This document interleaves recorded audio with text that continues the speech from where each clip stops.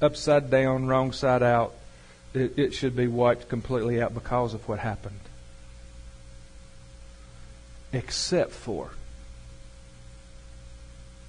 he had connections with other powerful men of God who immediately rushed to his side, undergirded him, and said, no matter what, we are not going to drop you, and we're going to get you through this. Now, that's awesome enough, but that's preachers helping preachers.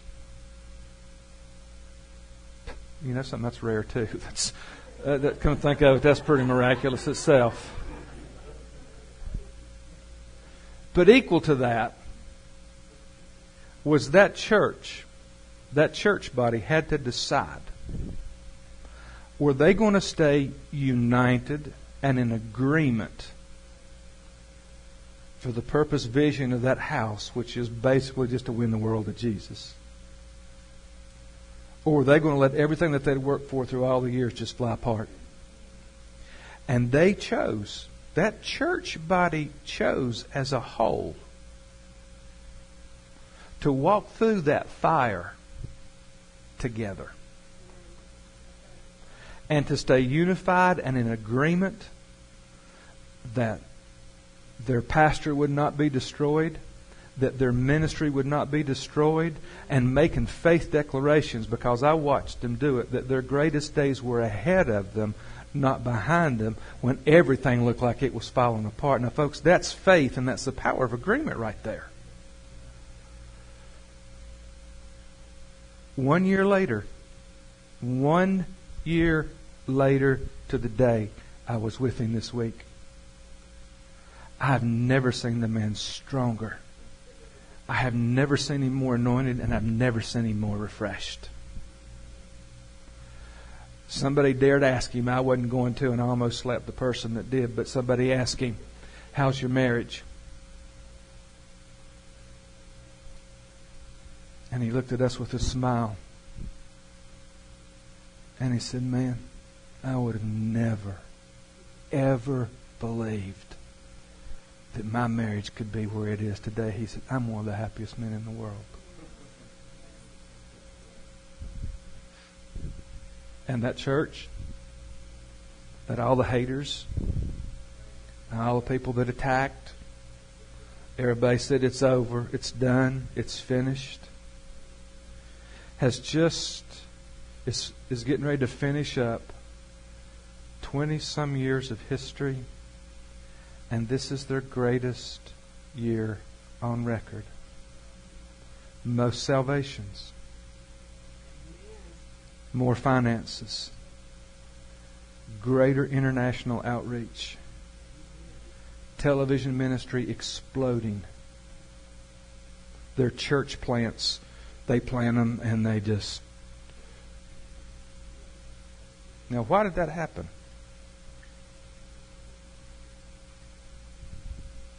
It happened because there was a people who chose to walk in unity one with another and refused to be defeated in the process. Yeah, this is going to be a 4-parter.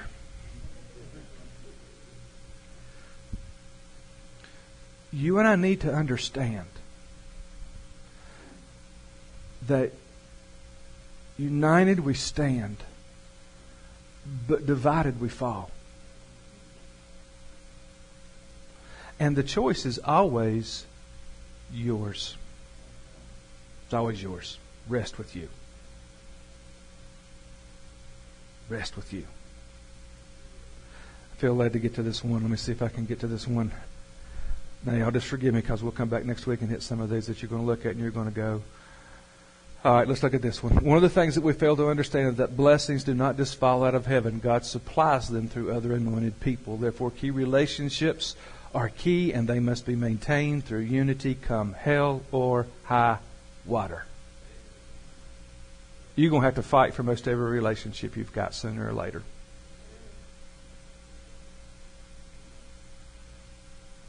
And you can fight with them or you can fight for them. Yeah, I guess I better do this one. You okay? Probably shouldn't ask that, but anyway. You can get a powerful anointing in the presence of the Lord on you personally, but find yourself alone in that anointing and experiencing little blessing in your life because you are not in unity with others. That's gold.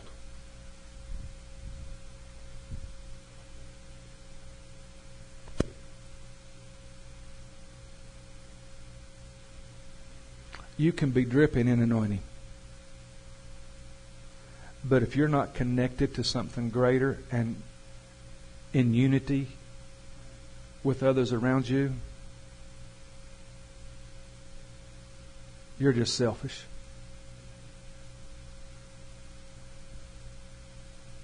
You got your little goosebump, and that's all that matters. But then you wonder why God doesn't use you. Because you're so anointed. Oh, I just had waves and waves of the Lord over me this morning. I got word after word.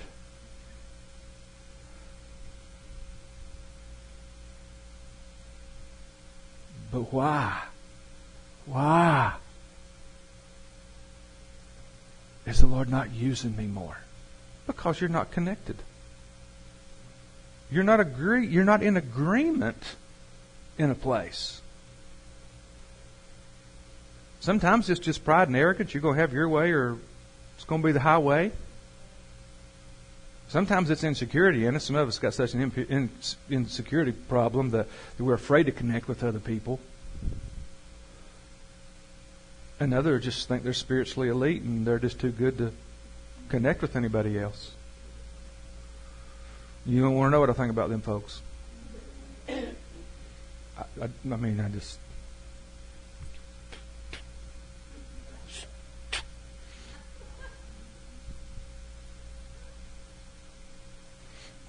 Hallelujah. I got to get to that one. Okay, here's what I want you to see and we're done. Here's the progression of disunity and we'll stop. How does disunity begin to develop in our minds and our lives? Disunity produces feelings of disharmony that strain relationships.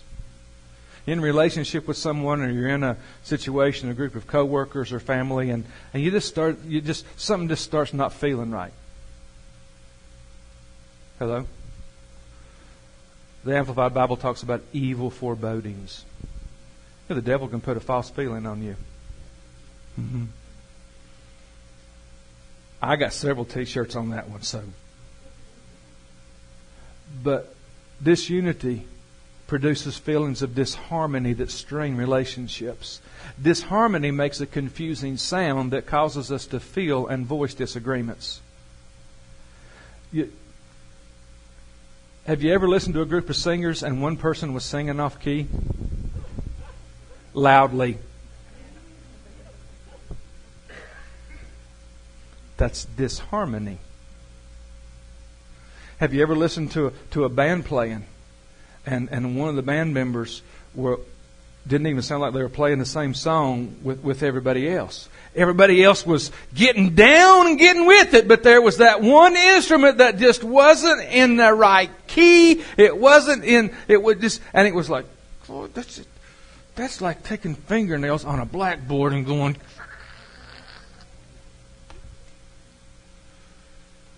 This harmony makes a confusing sound that causes us to feel and voice disagreements. When that starts happening, everybody starts griping and mumbling and complaining. Well, I wish they'd sing on key. I wish they'd get with the right program. Confusing sounds produce chaos that pulls others into the paranoia that something must be so wrong that it can't be fixed or accomplished. So you go from disharmony, beginning, to a confusing sound. People start vocalizing the negative. That begins to cause confusion. That leads to chaos. Because then everybody thinks they got to say something about it. Getting quiet in here and I'm getting ready to end.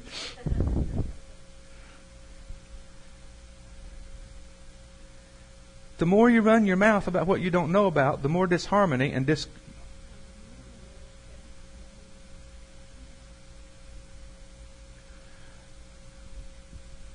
Is there not a cause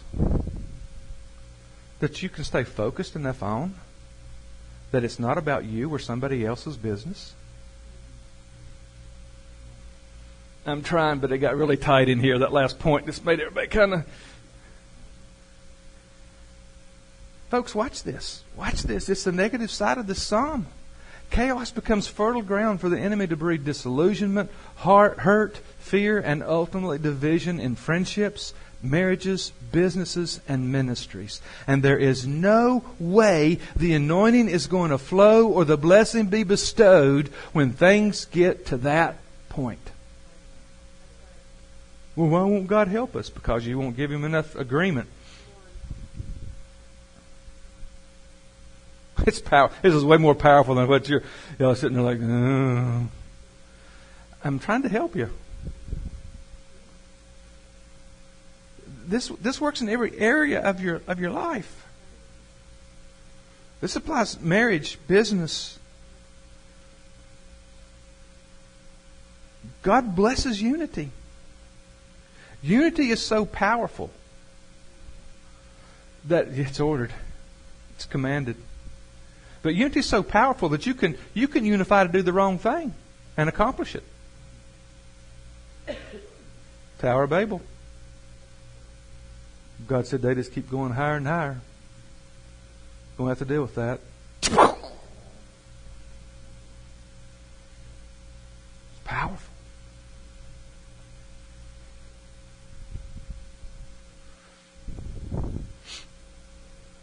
This is a negative. We're talking negative. And remember, we're going to get more. We're going to get positive.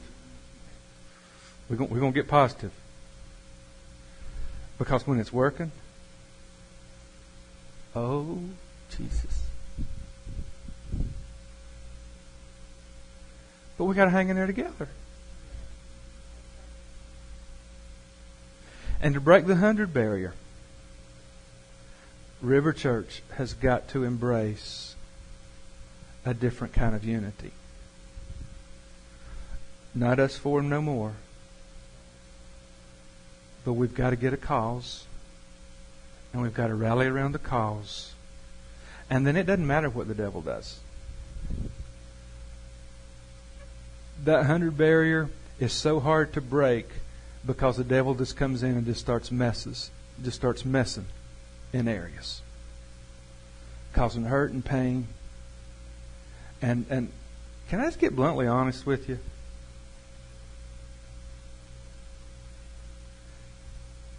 The reason most churches can't get over 100 is because everybody knows everybody else's business and thinks they ought to stick their nose in it or say something about it, and then people divide up and take sides, one or the other, and the next thing you know, you've got the church fourth, thirded, halved.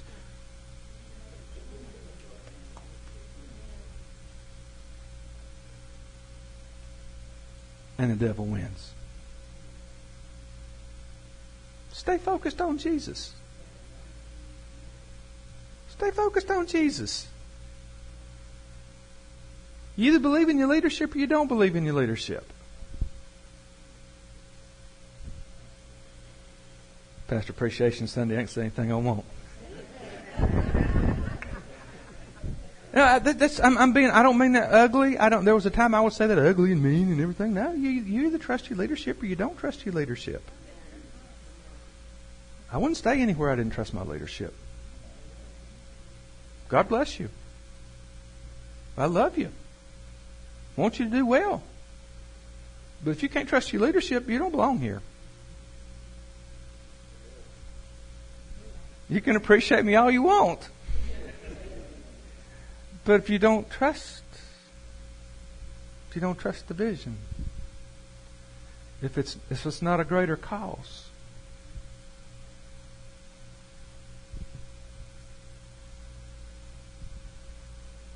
but when there's a greater cause, and the people are willing to take their eyes off themselves,